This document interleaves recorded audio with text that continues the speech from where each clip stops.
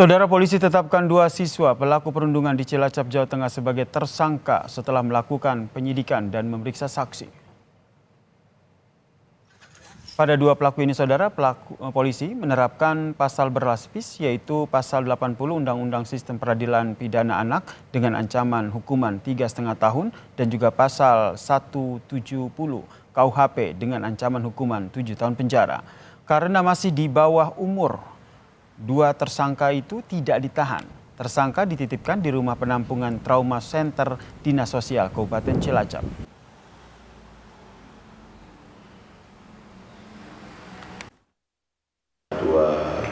Pelaku kita amankan dan sudah dibawa ke Polresta Cilacap, berikut 3 saksi.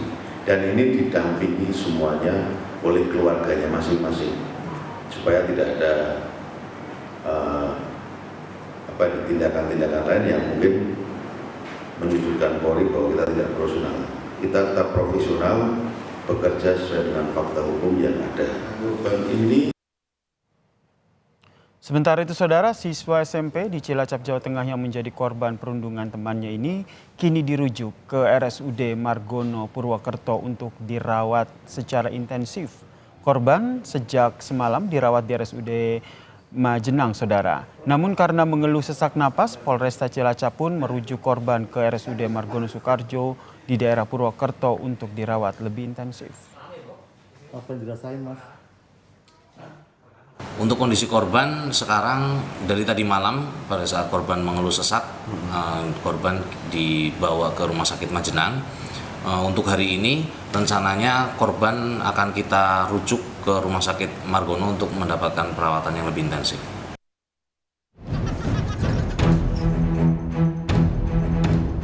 Aksi tidak terpuji dan tidak pantas ditiru ini dilakukan oleh seorang pelajar SMP hanya karena tidak terima korban yang juga temannya mengaku bagian dari kelompok mereka. Kami sengaja tidak menayangkan gambar secara utuh karena mengandung unsur kekerasan. Karena korban ini mengaku termasuk menjadi anggota barisan siswa. Padahal dia bukan sebagai anggota barisan siswa, dan dia juga sempat menantang-nantang keluar. Nah, akhirnya ketemulah sama ketuanya barisan siswa yang ada viral di video itu. Pelaku itu ketuanya berarti ya? Sementara indikasinya ya dia sebagai ketua di kelompok itu. Viral dan menjadi perhatian publik, polisi pun langsung menangkap pelaku perundungan. Bahkan, polisi menyatakan kasus perundungan ini menjadi perhatian organisasi internasional yang bergerak di bidang pendidikan atau UNESCO. Sementara itu, kepala sekolah tempat pelaku dan korban bersekolah menyerahkan proses hukum kepada polisi. Kepala sekolah juga menyebut sudah memanggil kedua orang tua pelaku dan orang tua korban pasca beredarnya video penganiayaan. Saya baru saja bertemu dengan orang tuanya di hari Selasa. Selasa pagi itu sudah memanggil orang tuanya karena hari Senin saya ada undangan dari dinas untuk mengikuti sosialisasi juga. Itu sudah ketemu dengan orang tuanya dalam rangka menindaklanjuti yang kejadian hari Senin itu. Walah. Saat ini, korban perundungan temannya dirujuk ke RSUD Margono Purwokerto untuk dirawat intensif. Sementara itu, karena masih berada di bawah umur, 2 tersangka tidak ditahan dan dititipkan di Rumah Penampungan Trauma Center Dinas Sosial Kabupaten Cilacap. Tim Liputan, Kompas TV.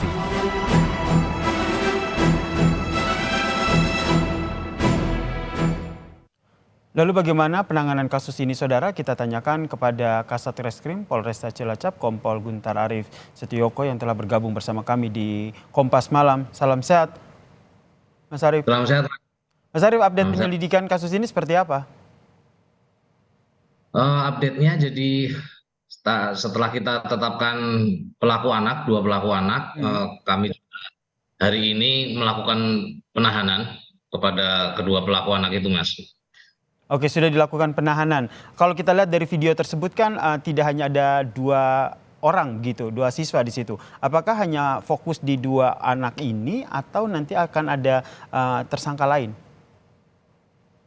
Jadi pemeriksaan masih kami lakukan, kami masih mencari anak-anak yang ada di video itu untuk nanti kita analisa, kita pelajari apakah ada keterlibatan atau keturutsertaan dari anak-anak yang lain yang kiranya terpenuhi unsur pidananya gitu, Mas. Oke, kemudian apakah betul kasus perundungan yang terjadi di Cilacap ini menjadi atensi dari UNESCO? Saya rasa kasus seperti ini memang menjadi perhatian semua pihak ya Mas ya, nggak cuma dari beberapa pihak tapi semua pihak lah karena ini menyangkut anak sebagai generasi penerus gitu Mas. Mhm. Nah kemudian langkah yang akan diambil dalam proses hukum ini seperti apa? Mengingat pelakunya juga anak-anak. Langkahnya tentunya kita tetap mengikuti regulasinya hukum acara itu di Undang-Undang Sistem Peradilan Pidana Anak, tapi tentunya dengan melewati diversi segala macam, tapi kan itu karena harus dilalui Mas. Tapi untuk keterlanjutannya kita tetap mengikuti hasilnya nanti. Apakah itu nanti kita lanjutkan sampai ke penuntutan dan ke pengadilan Mas. Kemudian ada berapa pelajar yang akan diperiksa? Apakah semua yang ada di video itu akan semua diperiksa atau bagaimana? Sampai saat ini kita ada sekitar 8 yang masih kita dalami untuk terkaitan dengan perannya mereka yang ada di TKP itu hari itu. Kemudian informasi dari kepala sekolah, ini keluarga pelaku dan juga keluarga korban ini sudah bertemu begitu. Apakah nanti akan ada opsi upaya damai begitu nanti akan ditawarkan atau seperti apa?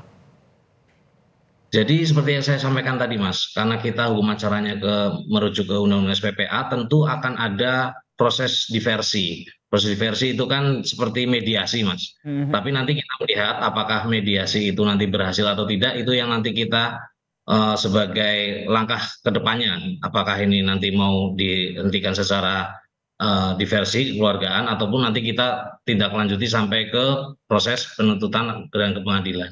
Rencananya kapan? Dalam minggu ini Mas, setelah nanti dari Bapas maupun dari Dinas Sosial melakukan penelitian kepada para pelaku anak, nanti kan kita akan jadwalkan itu diversinya. Oke, kemudian kondisi terkini dari korban seperti apa Mas?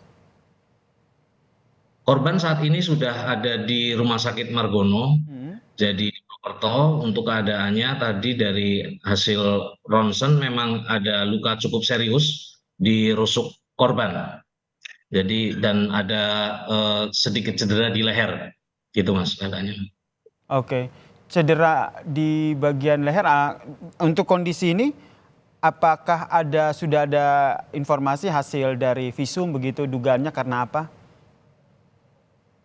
Itu mungkin karena kekerasan ini Mas, ditendang, karena rusuk yang ditendang makanya dia di rusuk kelima Mas, dia ada patah itu rusuknya.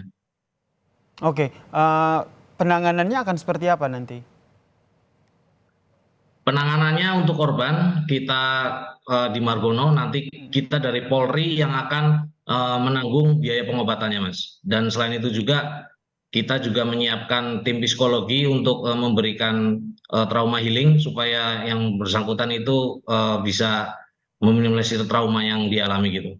Baik, terima kasih Kasat Reskrim Polresta Cilacap, Kompol Guntar Arif Setioko telah berbagi informasi bersama kami di Kompas Malam. Salam sehat Pak Guntar.